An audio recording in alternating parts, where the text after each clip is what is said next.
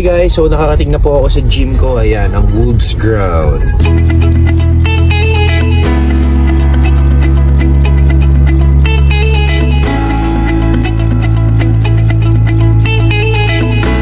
Hi guys! So back workout po tayo ngayon at ang una po nating gagawin ay lat pull down. So ipapakita ko po sa inyo kung paano siya gawin. 4 sets po pala tayo doon. So ang repetition ko doon ay 22 reps, 16, 12, 10. Pero kung kayo, pwede kayo sa 12, 10, 8, 3 sets lang. So ako kasi, lagi akong high repetition kahit heavy ang mga binubuhat ko. So first set po natin ay 160 pounds. Then second set po natin ay 170 pounds. Then ang third set po natin ay 180 pounds. Then ang last set po natin ay 200 pounds. Dahil po ang sagad po nito ay 200 pounds. So guys, ito po ang first set natin. Ayan, ang lat pull down.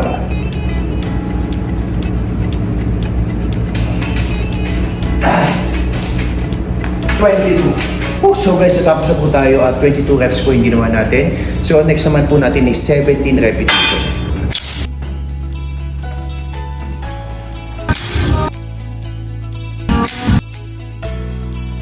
So guys, ang next program naman po natin ni reverse grip. Panoodin nyo kung paano gawin yun. 4 sets din pala tayo dito. 22, 16, 12, 10 repetition po. So ipapakita ko sa inyo kung paano siya gawin. So kanina guys, nakaganito ang kapit natin.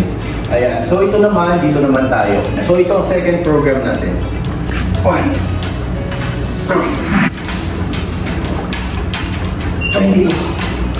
So next naman natin is 70, 180. And 200 pounds. So 4 sets ang puli tayo dito. Sa last set na po tayo sa reverse grip pull down. So 200 pounds po tayo, 12 repetition. So ito po yung 4th set natin.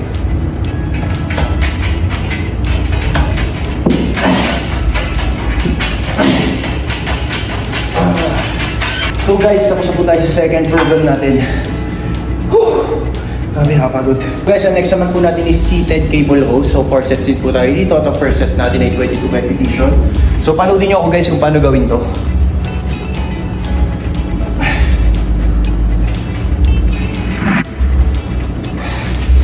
So guys, natapos na po tayo sa second set and third set. So going 4th set na po tayo. So 12 repetition tayo. Let's go!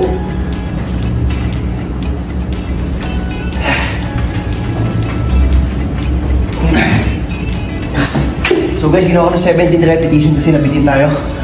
So ayan, so tapos po tayo sa mga row natin sa lat pull down, sa seated cable row. Kami nakakapo. So guys, dahil medyo nabitin tayo dito, so nagdagdag po tayo ng another 20 pounds para sa ating ka-5th set. So kumbaga ito, extra work ko na lang po yung 5th set natin dito. 1.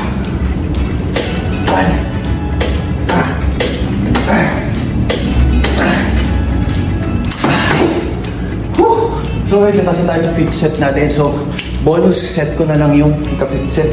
So guys, yung next naman natin ngayon ay cable pull over. So ipapakita ko siya kung paano gawin. So mag-third set tayo ng 120.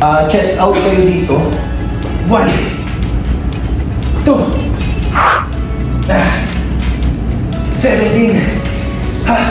So ito po guys ang first set natin. 120. So since ang pinakamabigat na yung 150, so ito na tayo. First, second, third, fourth.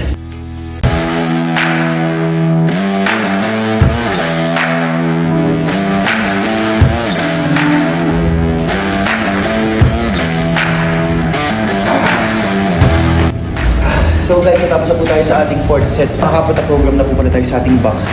So last na po natin is dumbbell shrug. So tingnan nyo guys kung paano ko siya gagawin. So guys, dito naman tayo sa dumbbell area nila. So yan, dumbbell shrug po ang kasunod natin. So guys, mag-start po tayo sa 55 pounds. So ipapakita ko po sa inyo kung paano gawin ang dumbbell shrug. 1, 2, 28, 29, 30. Guys, 30 repetition po ang first set natin dito. So 4 sets in po pala tayo. So guys, diba nag-start po tayo sa 55 pounds. So next naman po natin ay 60 pounds. Ang max sa dumbbell pala nila dito ay hanggang 75 pounds lang po. 1, 2, 3, 4, 5, 20, 21, 22. So second set po natin ay 22 repetition. So ito po 65 pounds sila. Then ang last po natin ay pinakabigat nila na 75 pounds. So 4 sets lang din po pala tayo dito sa ating dumbbell shrug. Then ang next po natin ay biceps workout. 1, 2, 3, 21, 22. So guys, 22 repetition din po pala tayo dito. So, ang last na po natin is, so ito po guys, at 75 pounds sila dito. Ito na po pinamabigat na dumbbell dito sa wood scrum. So, last set na po tayo sa ating dumbbell shrug. So, ito na po, ika-4th set natin. So, gawin natin 12 to 17 repetition.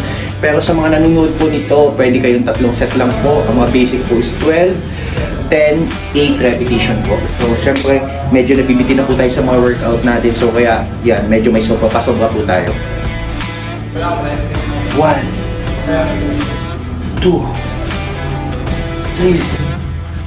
17. So guys, natapos na din tayo sa ating back workout. So guys, ang next naman po natin ay biceps workout. So yan po kapartner na yung back workout every Tuesday and Thursday. Sorry, every Tuesday and Friday. So yan po ang workout natin para sa ating back and biceps workout.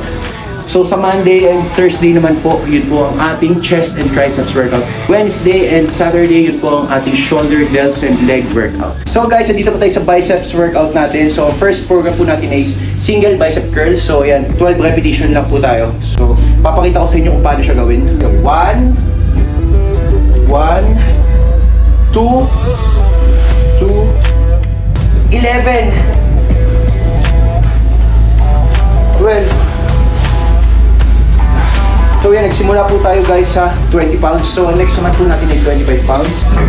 So sa 25 pounds pa rin natin guys, yung 10 repetition po tayo. So guys, ito na po ang 25 pounds sila. So 10 repetition naman po tayo. 1, 2, 2, 9,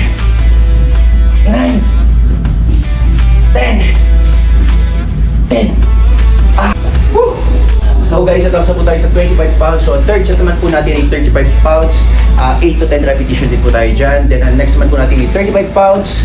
Kung kaya ko maka 8, pero 8 kaya natin, goal natin 10 pa din po. So guys, papakita ko sa inyo yung katawan ko. Siyempre galing po ang holidays. Ayan, nag-New Year po. So ngayon pa lang po tayo nakabawi sa pag-workout natin. So nag-gain po tayo ng 2 kg sa loob ng 1 week yata. Siyempre, po matatamis. Ang daming parting na pupuntahan. So yun, hindi tayo nakapag-workout gaano. Hindi din tayo nakapag-jogging gawa ng tag-ulan. So ayun, body check po tayo.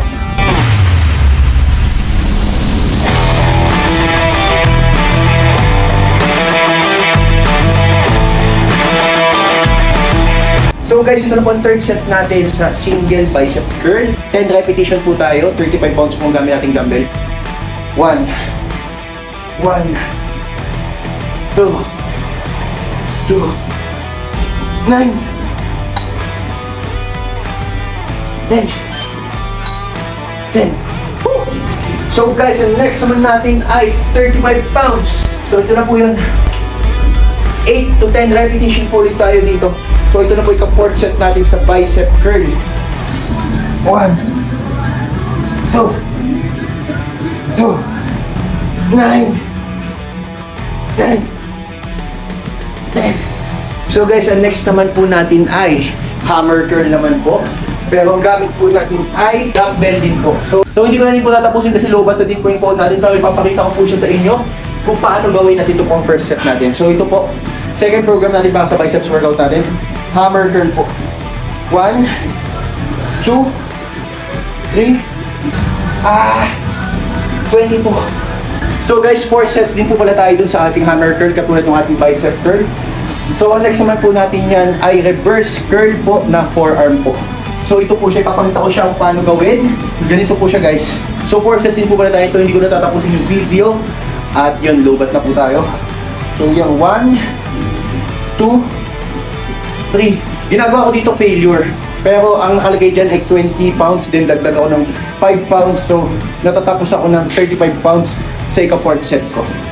So yun lang guys. Maraming salamat po sa lahat po na nanonood ng video ito.